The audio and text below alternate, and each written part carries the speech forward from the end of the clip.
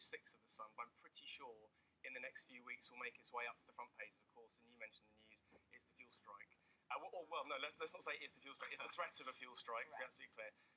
Of course, we've been here before, haven't we? A few weeks ago, Unite the Union was threatening to strike. They balloted their members who wanted to strike. We've had some arbitration since then. Turns out, not enough. And the leaders of Unite are recommending to their members on a ballot in May the 11th that they should strike again.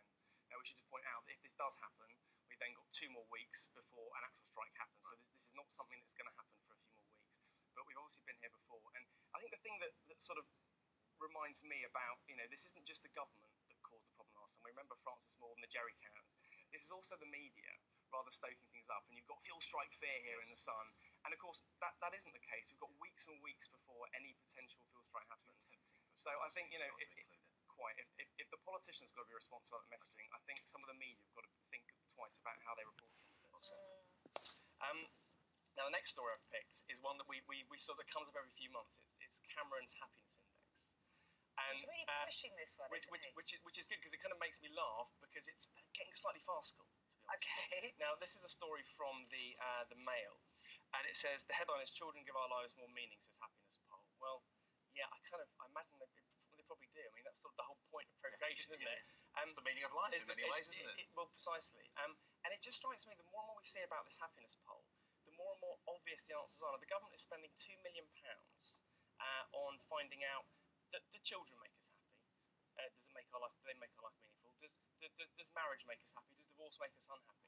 And funnily enough, the answers are completely self-explanatory. They're polling 80,000 people, spending £2 million of our money to find out what it seems to me are very, very self-evident answers. Now, I don't know whether the reportage of this has been slightly misleading and there are much more in-depth things that the government's trying to find out, but I have literally seen nothing that seems to me enlightening or sheds any further light on what makes us happy. So it'd be interesting to see actually what the conclusion of this is. We keep getting drip-fed bits and bobs, which all seem fairly similar and fairly self-evident. But maybe it's building up to something that's going to blow you away, Ollie. You know what? Maybe that'll surprise me. Who knows? We'll see. All right. The final story. This is my favourite story. Red phone boxes are being sold by BT. Now, do you remember a few years ago?